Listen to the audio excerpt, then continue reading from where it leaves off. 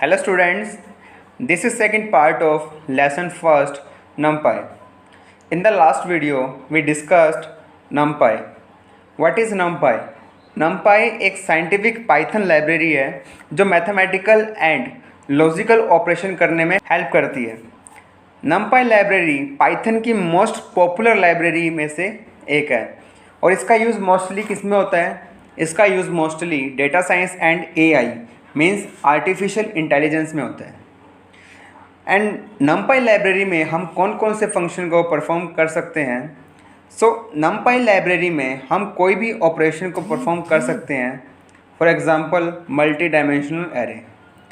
जो टॉपिक है multi dimensional array का वो 11th की बुक में भी कवर हो चुका है, लेकिन फिर भी हम इसके बारे में आगे रीड करेंगे।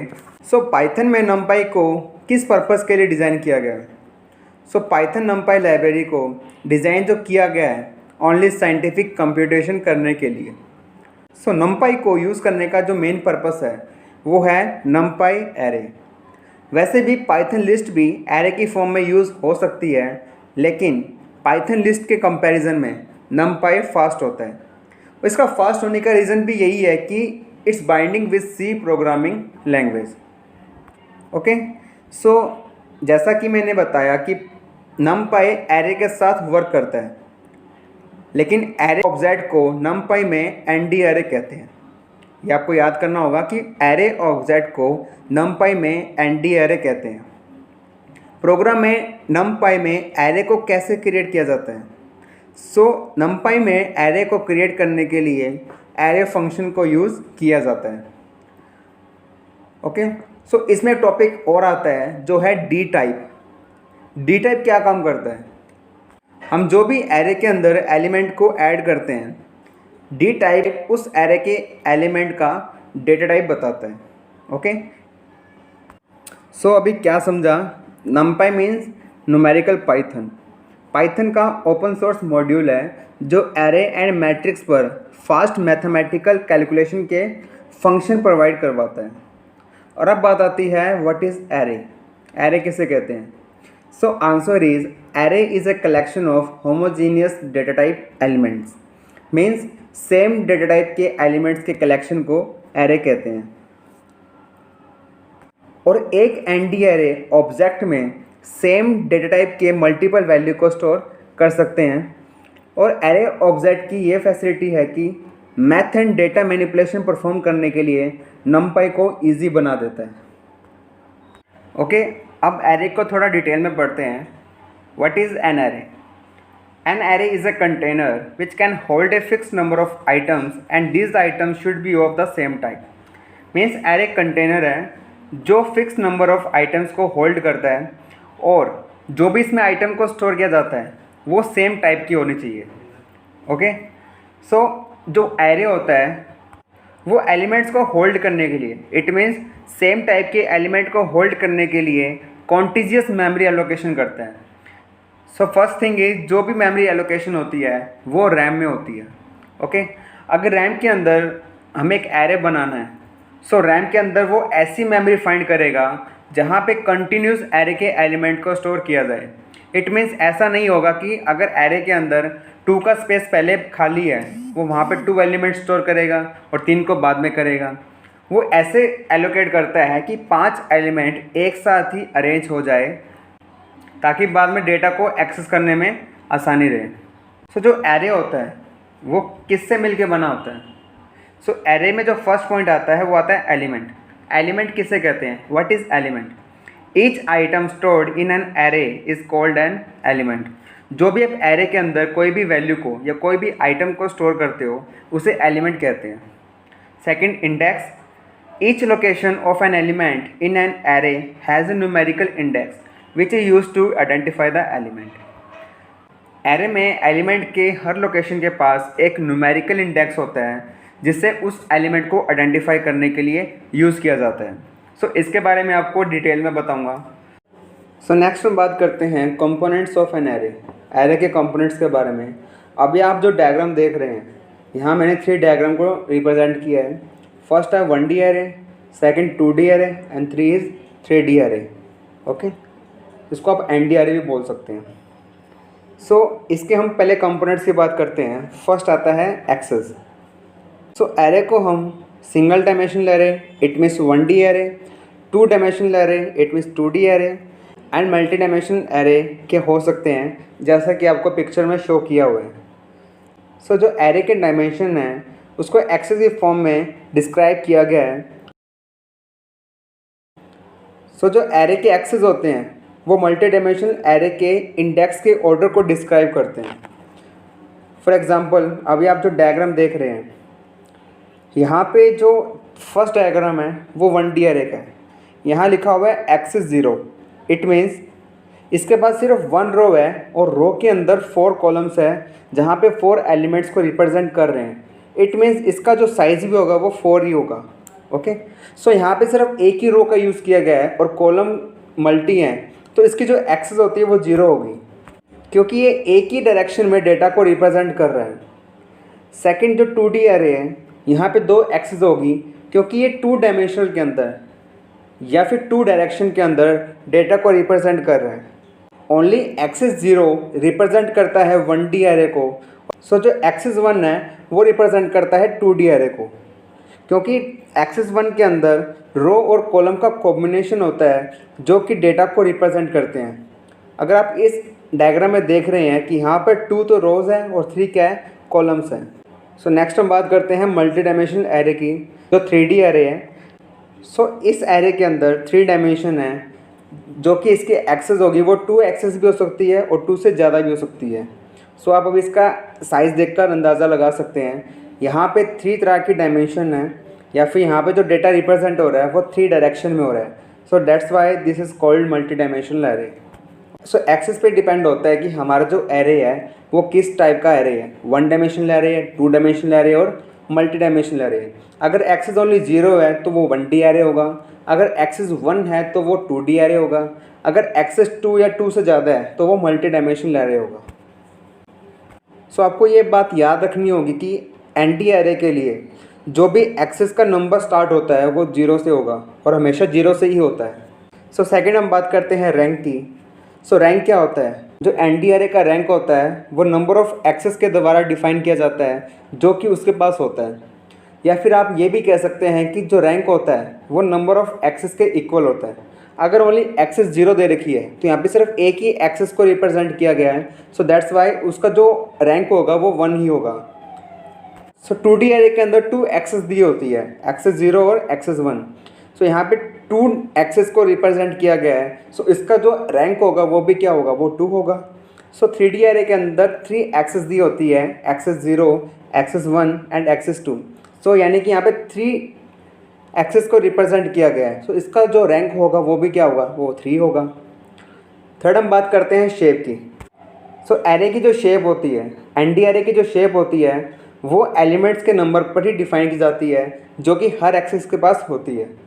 ND एरे की जो शेप होती है वो हर एक्सेस में कितने एलिमेंट वहाँ पे एग्जिस्ट हैं उस एलिमेंट के नंबर से ही डिफाइन किया जाता है कि उस एरे की क्या शेप होगी। शेप को डिस्क्राइब करने के लिए शेप फंक्शन मेथड का यूज़ किया जाता है, और जो ND एरे का साइज़ होता है या फिर जो भी उसका साइज़ रिटर्न होता है वो एक टपल की फॉर्म में होता है।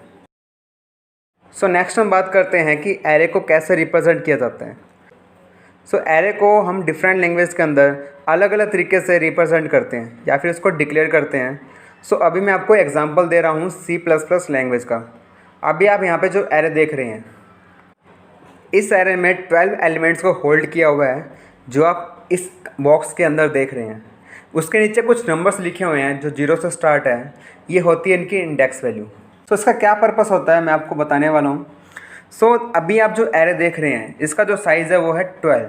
ओके, यहाँ पे नीचे जो इंडेक्स वैल्यू है वो हमेशा 0 से स्टार्ट होती है और n-1 तक रन होती है। जैसे कि अब इसका जो साइज़ है वो 12 है, यहाँ पे जो n है, n की वैल्यू क्या होगी, 12 होगी। अगर 12 को 1 से माइनस करते हैं तो इसकी जो इंडेक्स वैल्यू चलेगी वो 11 तक चलेगी। ओके, इट मीन्स जो इंडेक्स वैल्यू होती है वो स्टार्ट तो 0 से होती है, लेकिन कब तक चलेगी, वो n-1 तक चलेगी। n का मीनिंग क्या होता है, साइज़ ऑफ एरे। अगर एरे का साइज़ 12 है तो इसकी जो इंडेक्स वैल्यू चलेगी वो 11 तक चलेगी। अगर एरे का साइज़ 9 होता है तो इसकी इंडेक्स वैल्यू चलेगी 8 तक, यानी कि 1 कम। ओके, सो अभी जो एरे की लेंथ है वो 12 है। इट मीन्स ये 12 एलिमेंट्स को स्टोर कर सकता है।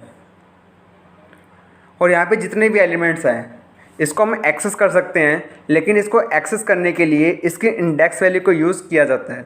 ओके, अगर आप यहाँ पे कोई भी एलिमेंट को एक्सेस करना चाहते हैं सो एलिमेंट की इंडेक्स वैल्यू के थ्रू आप उस एलिमेंट को एक्सेस कर सकते हैं।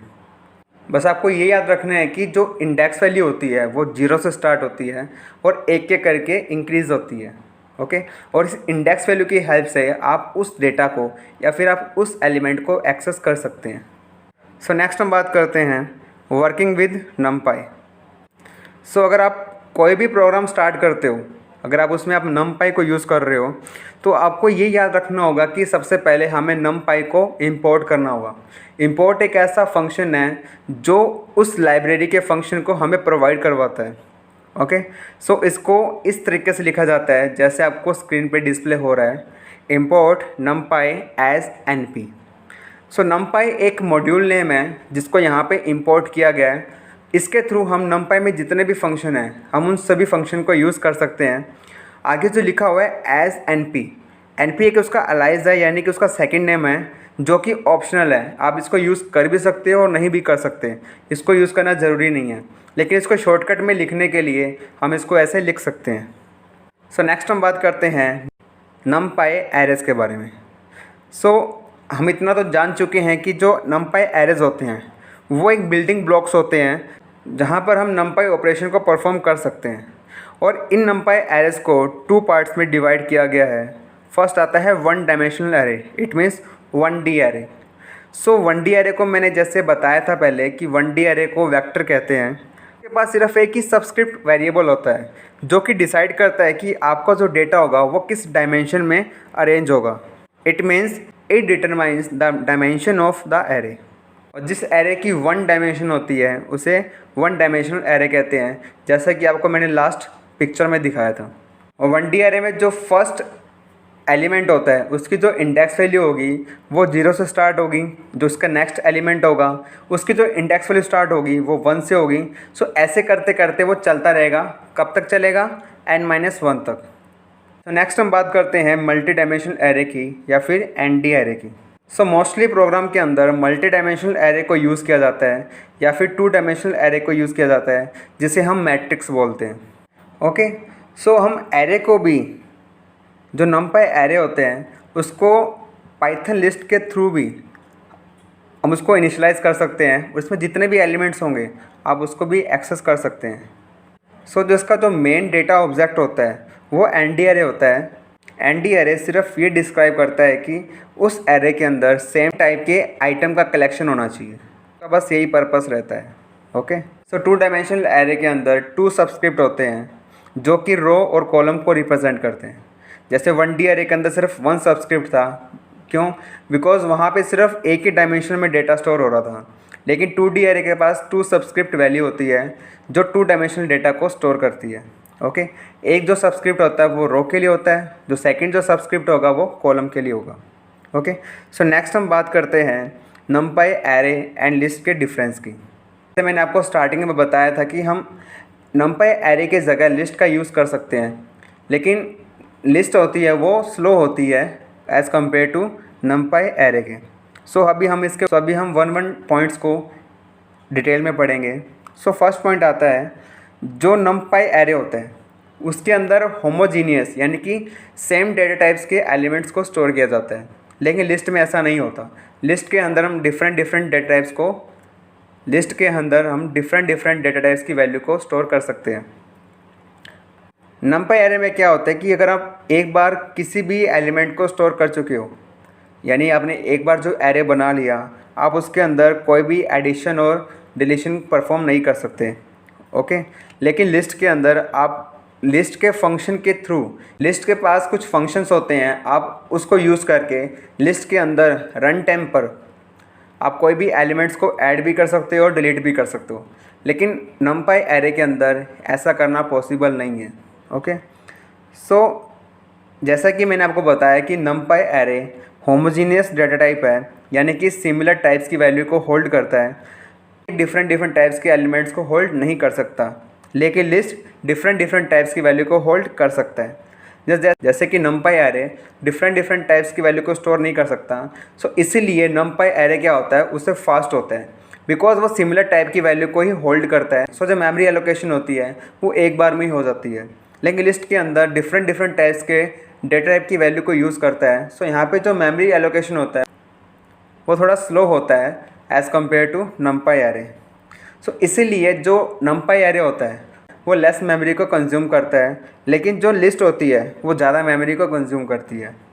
numpy एरे के अंदर जो इसकी जो एग्जीक्यूशन स्पीड होती है या जो रन टाइम पर प्रोग्राम की एग्जीक्यूशन स्पीड होती है वो फास्ट होती है, लेकिन जो कि लिस्ट में रन टाइम में जो भी इसकी स्पीड होती है वो एरे के मुकाबले में स्लो होती है। Okay, so that's enough for today. So next time video में प्रैक्टिकली इसको पढ़ने वाले हैं। सो आप सभी इस टॉपिक को रिवाइज कर लेना और आप इस टॉपिक को अच्छे से पढ़ लेना। So see you in the next video. Take care, bye bye.